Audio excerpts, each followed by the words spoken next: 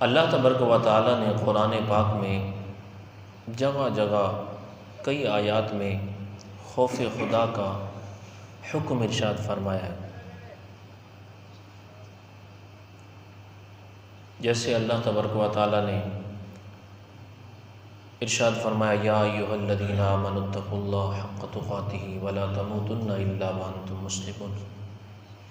فرمایا ایمان والو تم اللہ سے ڈرو حق تقاتہ، جس طرح ڈرنے کا حق ہے، جس طرح ڈرنے کا حق ہے، ولا تموتن الا وانتم مسلمون، اور صرف تم مسلمان ہو کر ہی مرو، تمہیں موت اسلام کی حالت میں آئے۔ اب کتنا ڈرنا چاہیے؟ اللہ نے ایک اور مقام پہ خود ارشاد فرمایا فاتقوا اللہ ما استطعتم، اللہ سے ڈرو جتنی تم طاقت رکھتے ہو۔ اور کہیں پہ اللہ نے یوں ارشاد فرمایا فَلْيَضْحَكُوا قَلِيلًا وَلْيَبْكُوا كَثِيرًا، کہ تھوڑے ہنسا کرو زیادہ رویا کرو۔ اللہ اکبر۔ کہیں پہ اللہ نے ارشاد فرمایا کہ وَخَافُونِي إِن كُنتُم مُؤْمِنِينَ، اگر تم مومن ہو تو مجھ سے ڈرو۔ تو بہرحال اللہ سے ڈرنا، خوف خدا، یہ اپنے اندر بڑی فضیلت رکھتا ہے، یہاں تک کہ اللہ تبارک و تعالیٰ نے سورۃ الرحمن میں ارشاد فرمایا وَلِمَنْ خَافَ مَقَامَ رَبِّهِ جَنَّتَانِ، اور جو اپنے رب کے ہاں کھڑا ہونے سے ڈرے تو اس کے لیے 2 جنتیں، اس کے لیے 2 جنتیں۔ علماء نے اس کی وضاحت بیان فرمائی ہے مفسرین نے کہ 2 جنتیں کیسے؟ کئیوں نے یہ کہا ایک جنت اس کو اس کے اعمال صالحہ کی وجہ سے ملے گی، دوسری اللہ کے فضل سے ملے گی۔ ایک جنت اس کے عقائد درست ہونے کے بدلے میں ملے گی، دوسری جنت اعمال صالحہ کے بدلے میں ملے گی۔ تو بہرحال بڑا وسیع موضوع ہے اور مفسرین نے اپنی اپنی آراء اس کے حوالے سے لکھی ہیں۔ تو خوف خدا والا جو ہے اس کے لیے اللہ نے ارشاد فرمایا کہ اس کے لیے 2 جنتیں ہیں، اور 30ویں پارے میں ایسا بھی فرمایا وَأَمَّا مَنْ خَافَ مَقَامَ رَبِّهِ وَنَهَى النَّفْسَ عَنِ الْهَوَىٰ، فرمایا اور وہ جو اللہ کے ہاں کھڑا ہونے سے ڈرے اور اپنے نفس کو خواہشات سے روکے۔ نفس تو چاہتا ہے گناہ کرے، اللہ کی نافرمانیاں کرے، لیکن یہ اس کو روکے، اس کا کہا نہ مانے۔ فَإِنَّ الْجَنَّةَ هِيَ الْمَأْوَىٰ، تو اللہ فرماتا ہے بے شک ایسے لوگوں کا، خوف خدا رکھنے والوں کا ٹھکانہ جنت ہے۔ فَإِنَّ الْجَنَّةَ هِيَ الْمَأْوَىٰ، تو ان کا ٹھکانہ جنت ہے۔ محترم اور محتشم عاشقان رسول، قرآن پاک کی یہ آیہ مقدسہ أَفَمِنْ هَذَا الْحَدِيثِ تَعْجَبُونَ وَتَضْحَكُونَ وَلَا تَبْكُونَ،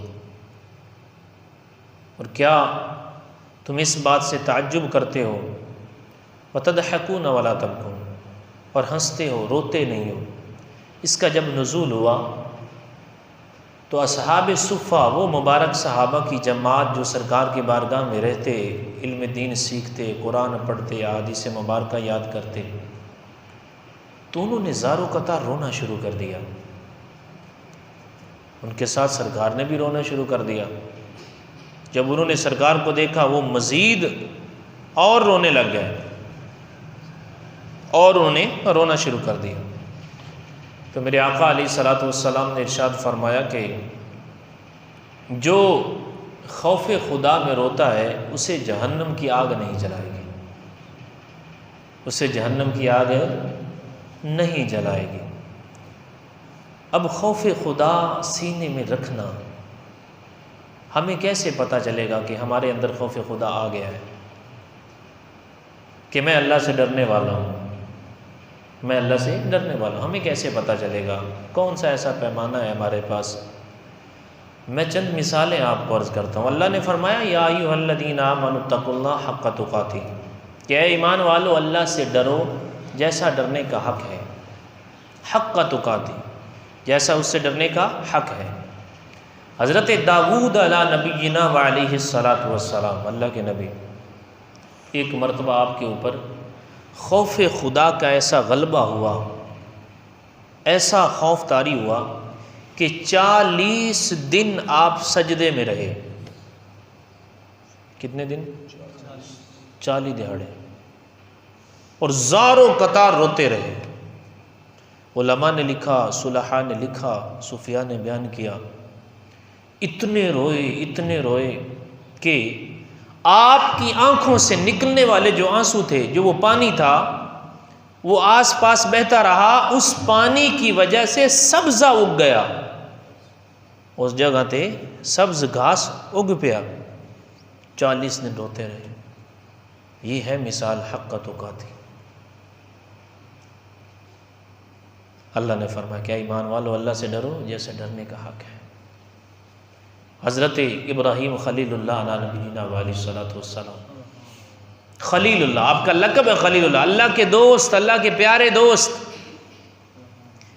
آتا ہے، علماء نے لکھا کہ جس وقت آپ کے اوپر خوف خدا طاری ہوتا، بعض اوقات نماز میں ہوتے، تو 1 میل سے آپ کے سینے میں خوف خدا سے جو آواز پیدا ہوتی، گڑ گڑاہٹ جو پیدا ہوتی، 1 میل سے دور وہ سنائی دیتی، اتنا خوف خدا۔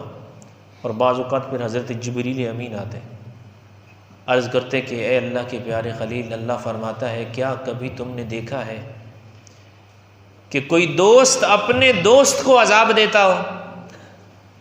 کیا دیکھا ہے آپ نے کہ دوست اپنے دوست کو عذاب دے؟ آپ فرماتے کہ نہیں دیکھا ایسا۔ تو پھر اللہ فرماتا ہے آپ کیوں روتے ہیں؟ اتنا کیوں روتے ہیں؟ اتنی گریہ زاری کیوں کرتے ہیں؟ تو پتہ کیا فرماتے ہیں کہ جبریل، جب میں اپنی طرف دیکھتا ہوں تو مجھے یہ خلیل اللہ یعنی اللہ کا دوست ہونا یہ بھول جاتا ہے، یہ بھول جاتا ہے، تو اس لیے گریہ زاری کرنا شروع کر دیتا ہوں۔ تو محترم اور محتشم عاشقان رسول،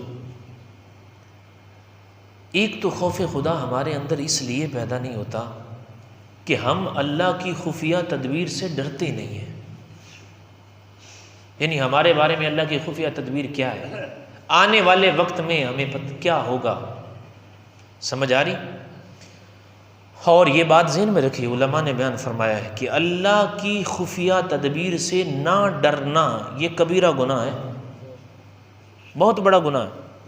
قرآن پاک میں تو یہاں تک فرمایا گیا فَلَا يَأْمَنُ مَكْرَ اللَّهِ إِلَّا الْقَوْمُ الْخَاسِرُونَ، کہ جو اللہ کی خفیہ تدبیر سے بے خوف ہو جاتے ہیں یہی تباہ ہونے والے ہیں۔